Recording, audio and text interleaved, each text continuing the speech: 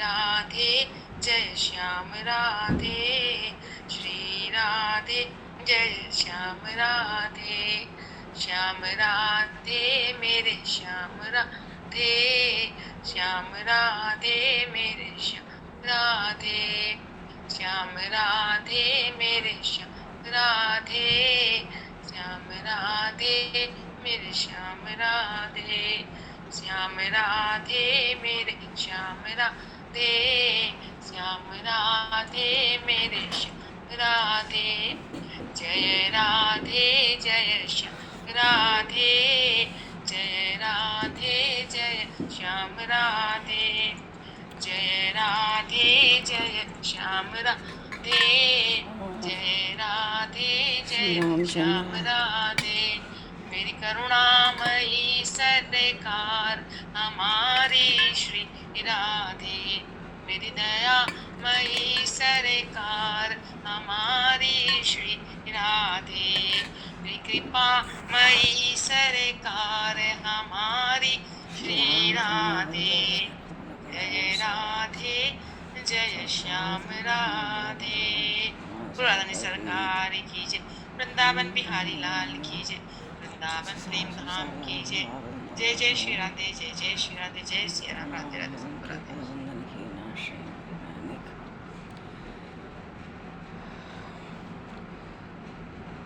बंधुर बदगंज कृपा सिंधु नरूपहर महामोहतम पुंज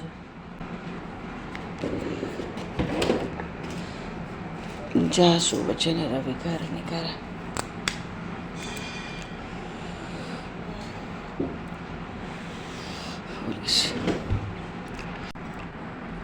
अनंत कोटि ब्रह्मांड नायक सर्वेश्वर पूर्ण परात्पर ब्रह्म असंख्य कल्याण गुणगणले भक्तवांक्षा कलक्तरु शरणागत वत्सल भक्तवत्सल दीनबंधु दयासन भगवान से सीताराम जी महाराज की असीम कृपा करना से श्री हनुमान जी महाराज के परम पावन भावों में सन्निधि में महापुरुषों के भावों में उपस्थिति में एवं आप सभी श्रद्धालु भक्त वैष्णव की मंगल सन्निधि में मानव जीवन का सर्वोत्कृष्ट है भगवत गुणगान भगवत स्मरण का लाभ हम सभी भगवान श्री कृष्ण चैतन्य देव के लीला चरित्रों के माध्यम से प्राप्त करने जा रहे हैं। सर्वप्रथम आप सभी भक्तजनों को श्री श्रवण में भगवत भाव से सादर वंदन सादर नमन। आप सभी को यथायोग्य जय श्री राम जय जय श्री हरि शरण बताए गौर हरि बोल बरहा पीडम नडवर बपु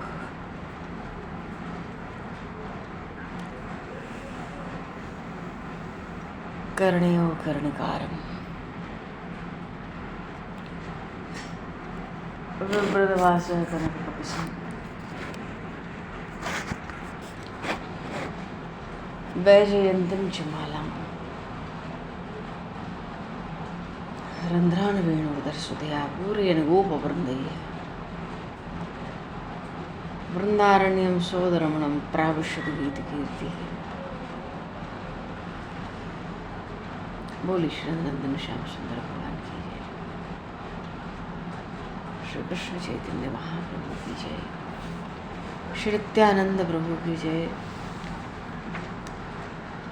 पूर्व प्रसंग में श्री चैतन्य देव ने श्री रघुनाथ भट्ट जी को आज्ञा दी श्रीधाम वृंदावन जाओ, और जाने के बाद उस श्रीधाम वृंदावन की पवित्र भूमि का कभी त्याग करके कहीं और न जाना। वैराग्य से युक्त होकर निरंतर श्रीमद् भागवत का पाठ किया करना।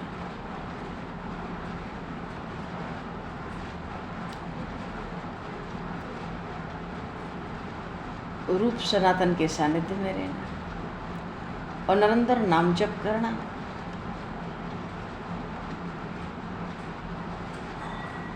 श्री कृष्ण कृपा करेंगे। मंगल मैं भगवान तुम्हारा मंगल करें, तुम्हें श्री कृष्ण प्रेम प्राप्त हो। ऐसा आशीर्वाद शुभ वचन कह के महाप्रभु कहते हैं ब्रजवासियों भक्तों को मेरा स्मरण दिलाना। और इस तरह से श्री रघुनाथ भट्टगिरी उनका वैराग्य बहुत उत्कृष्ट था। श्रीधाम वृंदावन गए, वहाँ श्री वृंदावन बिहारी के प्रेम में चके रहते, हृदय में उनका ध्यान करते, जिह्वा से उनके नाम का पान करते, साधु संग सत्संग करते, ब्रह्मचर्य से रहते। ये जीवन ही उनका सर्वश्रेष्ठ वैराग्य था। और इधर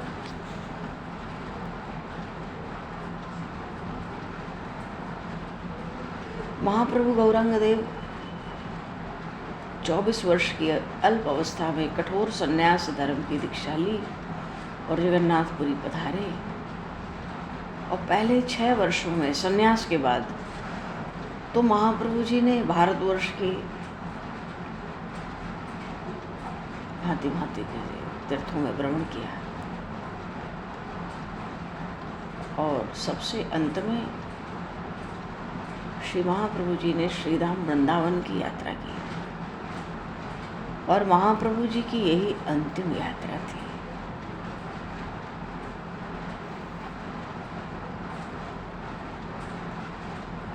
क्योंकि जब वृंदावन से वो लौटे तो वृंदावन से लौटकर जीवन के अंत के 18 वर्षों तक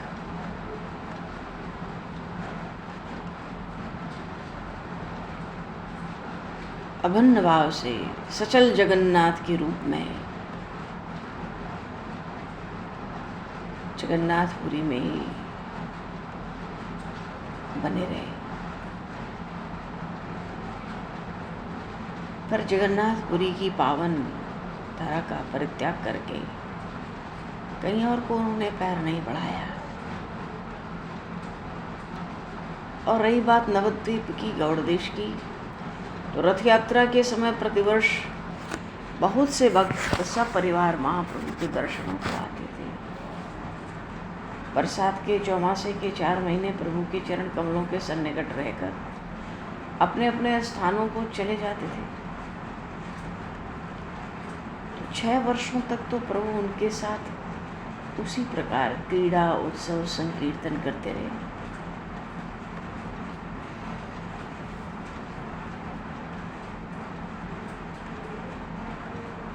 तो 12 वर्ष गृहस्थ के थे। गृहस्थ के क्या थे? बचपन से, जन्म से 24 वर्ष तक, और इधर सन्यास के 24 वर्ष। तो सन्यास के 24 वर्षों में प्रथम 6 वर्ष इसी प्रकार जैसे अभी महाप्रभु जी श्री जगन्नाथपुरी में विराज रहे, सब भक्तों के सबको सबके गंतव्य पर भेजते, सबको शिक्षा देते, उपदेश देते। जो भक्त आते उनको सबको श्री कृष्ण प्रेमी और श्री कृष्ण संकीर्तन का सबको चस्का लगाते, नित्य श्री कृष्ण कथा कहते। इस तरह से 6 वर्ष भक्त आते जाते, बड़े लीलाएं उत्सव संकीर्तन होते। लेकिन 6 वर्षों के बाद सन्यास जीवन के 24 वर्षों में 48 वर्ष तक महाप्रभु ने अपने शिव विग्रह को इस धराधाम पर रखा। 24 वर्ष सन्यास के और 24 जन्म से लेके विवाह तक। सन्यास के 24 वर्षों में मानो जब 30 वर्ष तक की अवस्था हुई महाप्रभु जी की, तब तक तो जगन्नाथपुरी में ऐसे ही लीला क्रीड़ा उत्सव चलते थे, संकीर्तन कथा, भक्तों का मिलना जुलना, आना जाना, सबको शिक्षा उपदेश देना, मार्गदर्शन करना जो चाहें। लेकिन फिर महाप्रभु का जो श्री कृष्ण प्रेम का उन्माद था वो साधारण सीमा को लांघ गया। और साधारण सीमा को लांघकर लांघकर मानो उस सीमा का उल्लंघन करके प्रेम की पराकाष्ठा तक पहुंच गया। फिर उसमें भला प्राकृतिक जो शरीर है उसका कहाँ होश है, क्योंकि प्रेम की वो अवस्था पराकाष्ठा प्रकृति से परे की बात है। क्योंकि सत रज तम कोई भी गुण तो वहाँ प्रवेश नहीं करते उस प्रेम राज्य में, क्योंकि वो जो प्रेम लक्षणा भक्ति है, प्रेमा परा रागानुगा, उसको महापुरुषों ने शास्त्रों ने त्रिगुणातीत कहा है। ऐसा नहीं कि उसमें सत्व गुण रहता है, नहीं, उसमें सत्व गुण भी नहीं रहता। तो ऐसी जब त्रिगुणावस्था हो जाएगी, त्रिगुणातीत, तो फिर मिलना जुलना, बातचीत करना, खाना पीना, ये सब संभव ही नहीं हो सकता। किसी के लिए संभव नहीं होगा उस अवस्था में पहुंच गए। हाँ, शरीर स्वयं एक यंत्र की तरह उन कार्यों को आवश्यकता के अनुसार करता रहता है, पर चित्त से इन कर्मों का कोई संबंध नहीं रहता, क्योंकि जो चित्त है, चित्त की जो समस्त वृत्तियां हैं, वो अछिन्न अखंड भाव से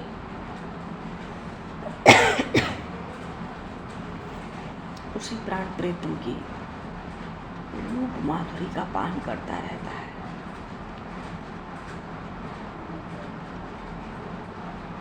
महाप्रभु का चित्त भी 12 वर्षों तक शरीर को छोड़कर वृंदावन के किसी काले रंग के ग्वाल बालक के साथ चला गया था।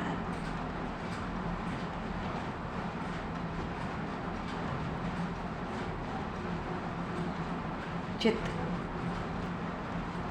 शरीर को छोड़कर चला गया और उनका बेमन से जो शरीर था, पुरी में काशी मिश्र जो थे, उन काशी मिश्र के विशाल घर के एक निर्जन से गंभीरा मंदिर में पड़ा रहता था।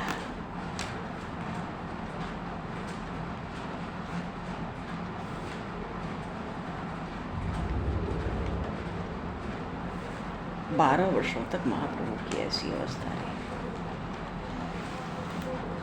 और वो उन्माद कैसा था? दिव्य उन्माद, ऐसी पराकाष्ठा पर प्रेम की अवस्था।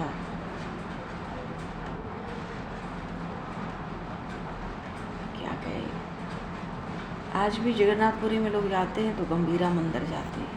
तो ये गंभीरा मंदिर वास्तव में क्या है? वस्तुतः जगन्नाथपुरी के जगन्नाथ जी के मंदिर के पास में उड़ीसा के अधिपति महाराज प्रताप रुद्र के कुलगुरु पंडित काशी मिश्र जी का विशाल घर था। उसी के एक और निर्जन स्थान में महाप्रभु निवास करते थे। बहुत विशाल घर था। अरे, महाराज राजा के कुलगुरु थे, क्या कमी है। तो जो काशी मिश्र जी का वो घर था, भवन था, बहुत बड़ा था। अब अनुमान से जाना जा सकता है कि उसमें 3 परकोटे रहे होंगे और सैकड़ों मनुष्य सुखपूर्वक रहते होंगे उस समय। गौड़ भक्त से 400-500 भक्त आते थे 4 महीने, वो उसी घर के अंदर ही निवास करते थे। महाप्रभु जी उसी घर में रहते थे, पर ऐसा रहते थे कि कोई जाए तो कहेगा कोई आश्रम है, कुटिया है, निर्जन एकांत स्थान है, प्रकृति के गोद में है। इतना बड़ा घर था।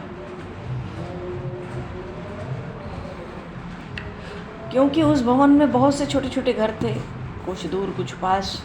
तो परमानंदपुरी भी वहीं रहते थे, श्री ब्रह्मानंद भारती जी भी वहीं रहते थे, स्वरूप दामोदर भी उसी के अंदर रहते थे, रघुनाथ दास जी वहीं रहते थे, 16 वर्ष वहीं रहे ना। जगदानंद वक्रेश्वर पंडित वहीं रहते थे, और भी जो विरक्त भक्त थे वहाँ रहते थे। और महाप्रभु तो सबके रहने पर भी, भले उसमें 500, 1000, 2000 लोग रह सकते हो, पर महाप्रभु हमेशा से एकांत प्रिय थे। उनको भीड़ भाड़ में रहना भला मालूम पड़ता ही नहीं था कभी भी। उनका महाप्रभु जी का जो भवन था ना, उसमें एक गुफा की तरह छोटा सा स्थान था महाप्रभु के कुटिया के अंदर। और वो जो गुफा की तरह स्थान था, वहाँ कोई कोलाहल शोरगुल नहीं होता था, एकदम नीरव मंदिर। तो महाप्रभु जब सबसे कभी अलग होकर एकांत की इच्छा करते थे तो उस मंदिर में जाकर विश्राम करते थे। और उसका दरवाज़ा इतना छोटा था महाराज, एक आदमी ही उसमें बड़े संकोच के साथ घुस सकता था।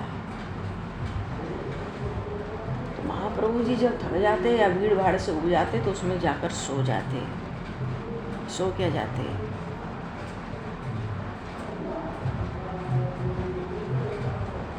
तो महाप्रभु जैसे भक्तवत्सल और कृपालु स्वामी थे, वैसे ही सच्चा स्वामी भक्त उन्हें गोविंद नाम का सेवक भी प्राप्त है।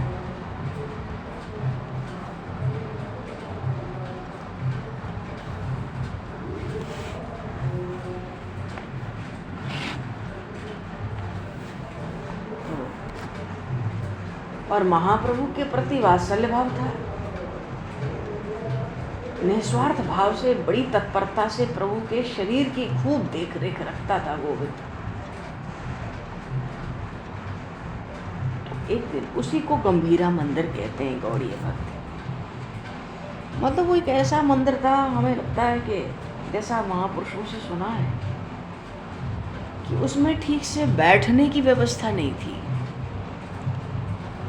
कोई बस लेट जाए, बैठकर घुस जाए किसी तरह संकोच में, और बस लेट जाए। वहाँ कोई कहे कि खड़े हो जाएं या दो आदमी उसमें कुछ व्यवस्था बना लें, तो वो ऐसा स्थान नहीं था। उसकी ऊंचाई इतनी ही थी, नपी तुली। तो गोविंद खूब देख रेख करते थे। एक दिन महाप्रभु संकीर्तन में बहुत थोड़ी थकान सी हो गई, तो गंभीरा का जो दरवाज़ा था उस पर पड़कर सो गए। नियम के अनुसार गोविंद आए और कहते हैं, प्रभु मैं शरीर की मालिश करूंगा, मुझे भीतर आने दीजिए। मानो किसी तरह व्यवस्था है नहीं उतनी। जहाँ व्यवस्था नहीं है वहाँ घुसकर भी इतना उनको वात्सल्य था महाप्रभु के ऊपर, क्योंकि आज महाप्रभु को थोड़ी थकान हुई है। कहते हैं कि मालिश करूंगा आज, आने दीजिए मुझे भीतर। प्रभु तो भावावेश में बेहोश पड़े थे। और शरीर के मर्दन का क्या ध्यान। 2-4 बार जब उसने प्रार्थना करी तो भीतर पड़े पड़े महाप्रभु ने कह दिया, आज नहीं, जाओ सो रहो, जाओ सो जाओ। गोविंद ने बड़ी विनती की, प्रभु मेरा नित्य का नियम है प्रभु, आज आप बहुत जल्दी ही गंभीरा में प्रवेश कर गए प्रभु, तो नियम खंडित नहीं होना चाहिए नाथ। अब मुझे इसी में घुस के थोड़ी सी व्यवस्था बना के मैं नियम खंडित हो जाएगा, नित्य का नियम प्रभु, मुझे आज सेवा से वंचित न कीजिए प्रभु।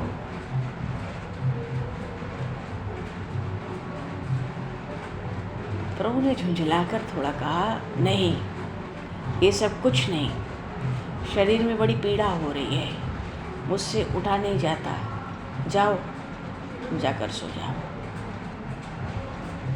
तो गोविंद का चित्त और व्याकुल हो गया, हाय हाय, मेरे रहते मेरे प्रभु के शरीर में इतनी पीड़ा और मैं मालिश नहीं कर सकता।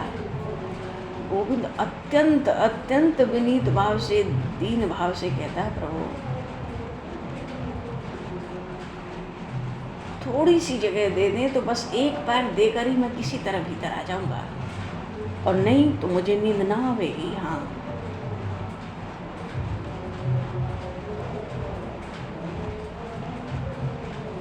प्रभु ने बड़े स्नेह से कहा, भैया गोविंद, भैया मैं सच कहता हूँ, मुझ में हिलने की भी सामर्थ्य नहीं है, लेकिन जो सेवा परायण है, जो स्वामी भक्त है,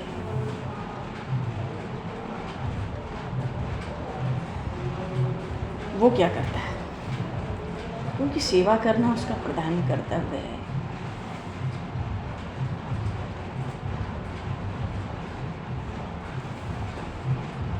और प्रभु को लांघ कर जाना पाप होगा। और कहीं सेवा नहीं की आज ऐसी हालत में तो उससे भी अधिक पाप होगा।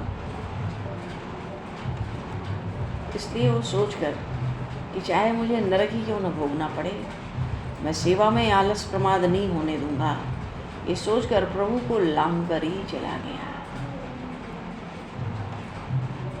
वहाँ जाकर उसने प्रभु की चरण सेवा की, सारे शरीर को धीरे धीरे दबाया।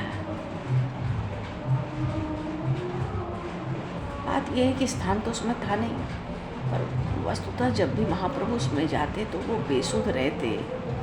ऐसी प्रेम की पराकाष्ठा की स्थिति होती भाव समाधि की। महाप्रभु को कुछ पता ही नहीं पड़ता। वो ये सोचे कि दो व्यक्ति उसमें बैठ के बातचीत कर लें, आराम से हाथों हिला ले, तो इतनी जगह नहीं थी। हाँ, लंबाई में लेटने के अनुसार 1-2 फुट बढ़ा के जगह थी।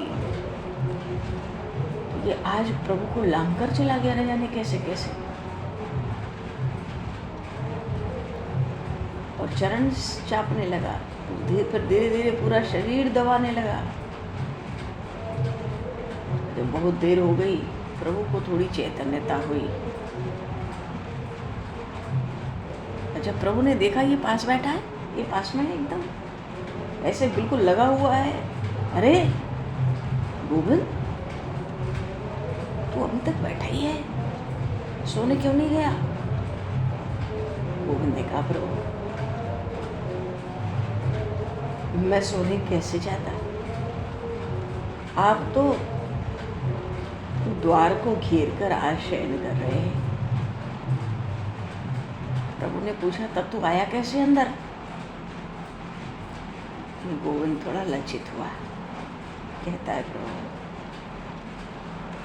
मैं आपके श्रीअंग को लांघ करके ही आया था, और इसके लिए मुझे जितने दिनों तक भी नरक भोगना पड़े उतने दिनों तक बड़े हर्ष आनंद से मैं नरक भोग सकता हूँ, क्योंकि मैं आपके शरीर की सेवा के लिए मैं सब कुछ कर सकता हूँ। पर अपने सोने के लिए मैं ऐसा पाप नहीं कर सकता कि मैं सेवा ना करूं। महाप्रभु ने उसकी ऐसी सुंदर निष्ठा देखी।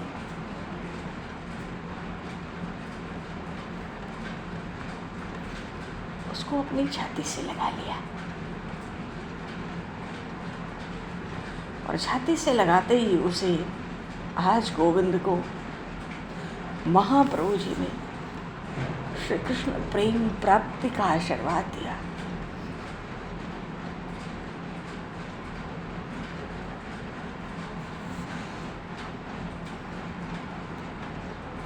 इस घटना से भी जाना जा सकता है कि गंभीरा मंदिर कितना छोटा होगा। उस स्थान जिसको गंभीरा कहते थे, गंभीरा मंदिर इसलिए क्योंकि महाप्रभु के पीछे वो स्थान की इतनी महिमा हो गई।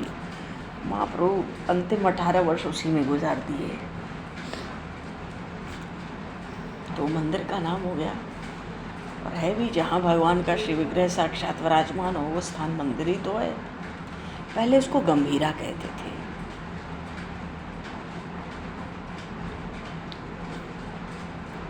अच्छा, पहले आरंभ में तो महाप्रभु जी कभी कभी उसमें शयन करते थे, पर ज्यों ज्यों उनकी एकांत निष्ठा बढ़ती गई, प्रेम का उन्माद बढ़ता गया, त्यों त्यों महाप्रभु गंभीरा मंदिर में अपना अधिक समय बिताने लगे।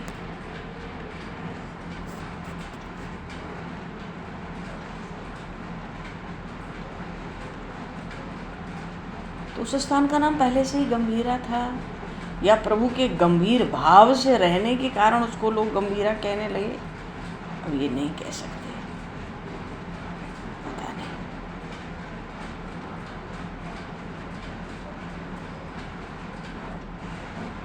पर अनुमान लगाया जा सकता है कि प्रभु के अंतःपुर के समान तो प्रभु का एक अंतःपुर हो गया था। ठीक से बैठ भी ना पावे तो भी कुछ अंतरंग भक्त कभी कभी उसमें ठुस जाते थे भीतर। महाप्रभु की ऐसी स्थिति होती थी, न वो बाहर निकल पाते थे, न कोई अंदर जा पाता था। पर ठीक है, जैसे भी हैं तो अपने पास ठुस जाते थे भीतर भीतर वो। और कैसे क्या करते थे प्रभु जाने। हो सकता है प्रभु की ऐसी गंभीर स्थिति उसमें रहती हो, गंभीर भाव, इसलिए गंभीरा कहने लगे।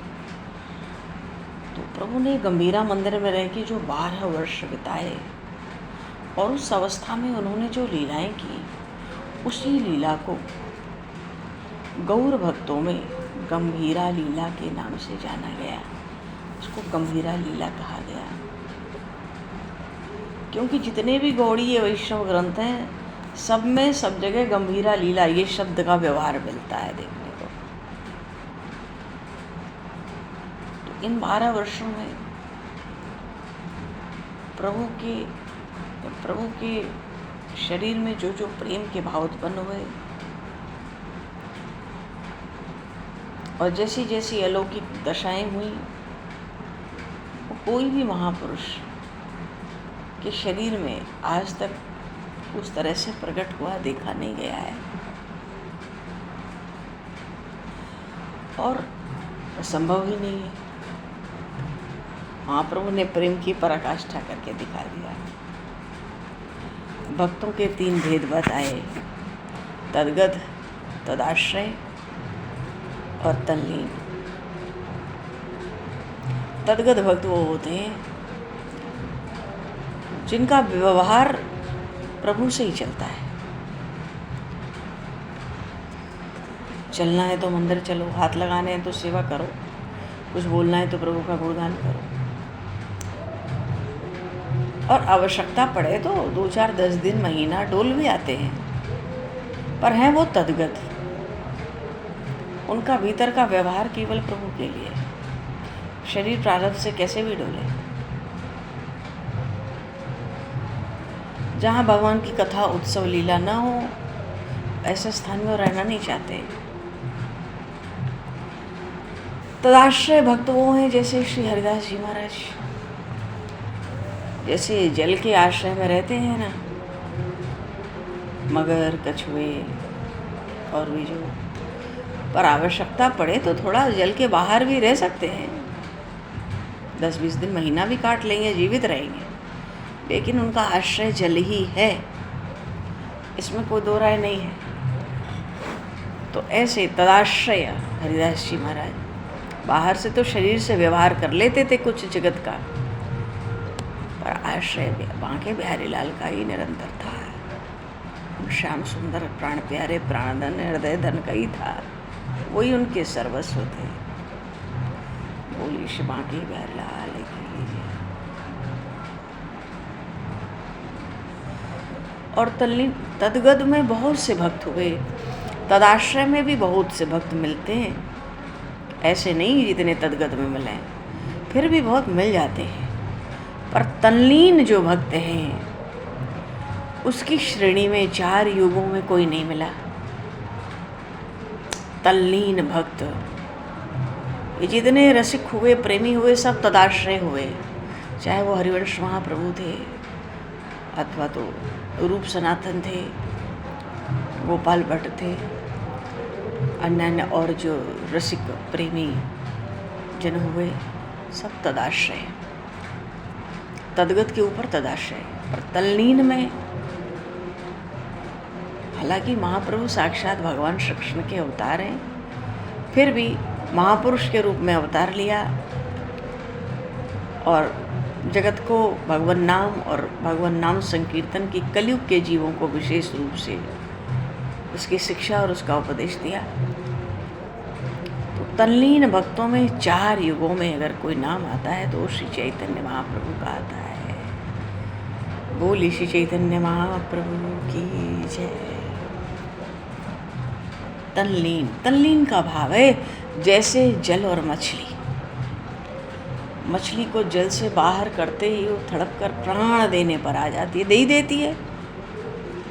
वो जल के आश्रय को क्षण भर के लिए भी छोड़कर जीवित नहीं रह पाती है, थोड़ी देर छटपटाती है और समाप्त हो जाती है।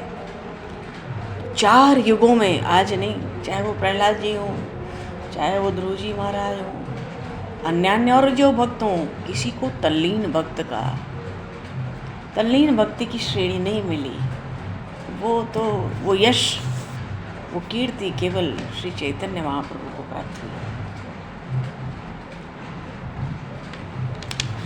कहने का भाव है, तो जैसी जैसी उन 12 वर्षों में प्रभु के शरीर में जो प्रेम के भाव आए, प्रकट हुए, और जैसी जैसी अलौकिक दशाएं हुई, इसलिए कहते हैं किसी महापुरुष के शरीर में प्रत्यक्ष रूप से 4 युगों में ऐसे भाव और लीलाएं प्रकट नहीं हुई।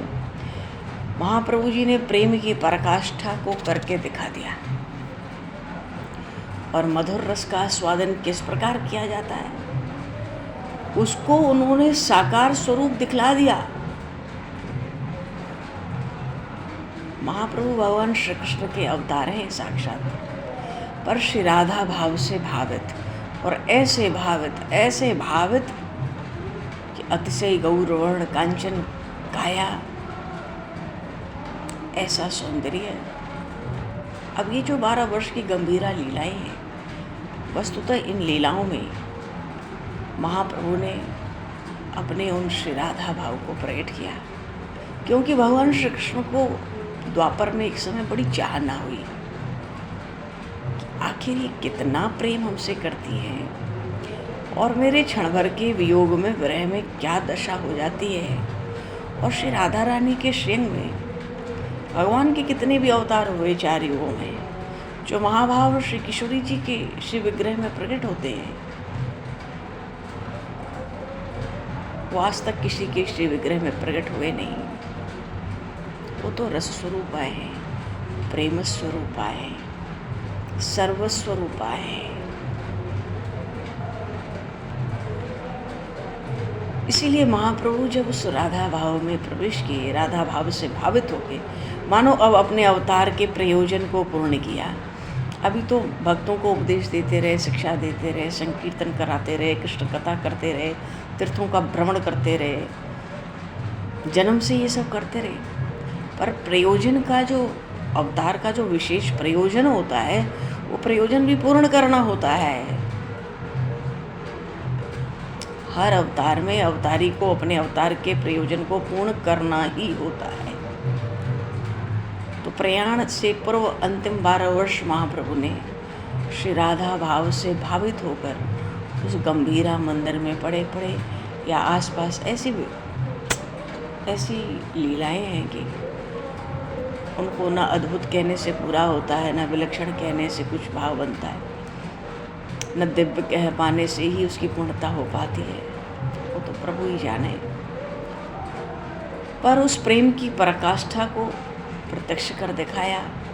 श्री तो प्रेम स्वरूपा रसरूपा प्रेमा बता रही हैं, वो महाप्रभु जी भी इसलिए प्रेमा बता रहे हैं।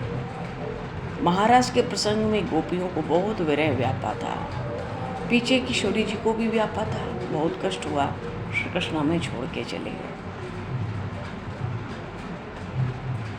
और श्याम सुंदर भी उस भाव को अनुभव करना चाहते थे, उस विरह की पीड़ा को, मिलन के सुख को। कौन सा हृदय है किशोरी जी का, उस हृदय को लेकर प्रकट होना चाहते थे। कोई संभव नहीं होता है। पहले तो श्री जी ने बहुत मना किया, ऐसा न कहो, आपसे नहीं होगा ये। क्यों? उसमें सुध रहती नहीं, कुछ पता रहता नहीं। रट श्याम श्याम श्यामा, अब रट श्याम श्याम राधा, अब श्याम ही बही है, व्याकुल पुकारती है राधा कहाँ गई है।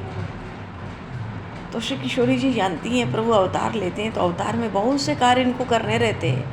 इनको अगर वो भाव, वो प्रेम प्राप्त हुआ तो अवतार का जो और प्रयोजन है वो पूर्ण होगा ही नहीं, कुछ होगा ही नहीं। पूर्ण क्या होगा? कुछ भी नहीं होगा। फिर तो बस वो प्रेम ही प्रेम होगा और कुछ नहीं होगा।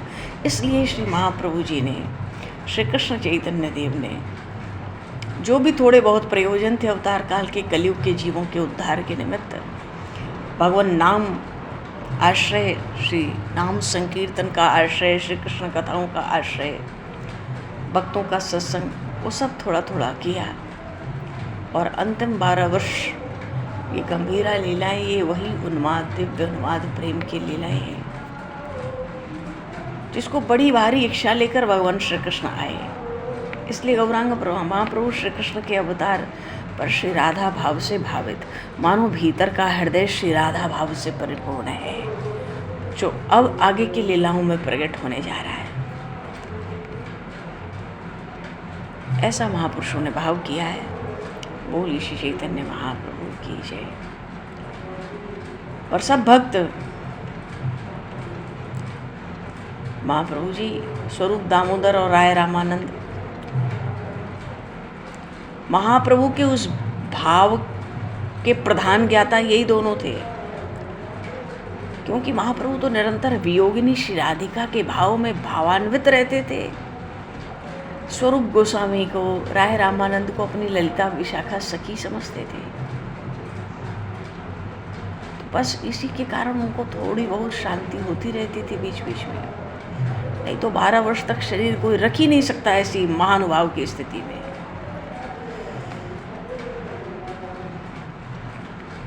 तो प्रभु की विरह वेदना को कम करने के लिए सब भांति से लगे रहते थे ये लोग। स्वरूप गोस्वामी जी का गला भी बड़ा कोमल था, बहुत मधुर, बहुत सुरीली तान, मधुर मधुर पद गा गा के प्रभु को सुना के अपने ओर चित्त खींचते थे। चित्त तो महाप्रभु का 12 वर्ष के इस ग्वाले ने वृंदावन के वो ले गया था, अब शरीर ही बस पड़ा था गंभीरा में। चित्त तो वृंदावन में ही रमण करता था उनका।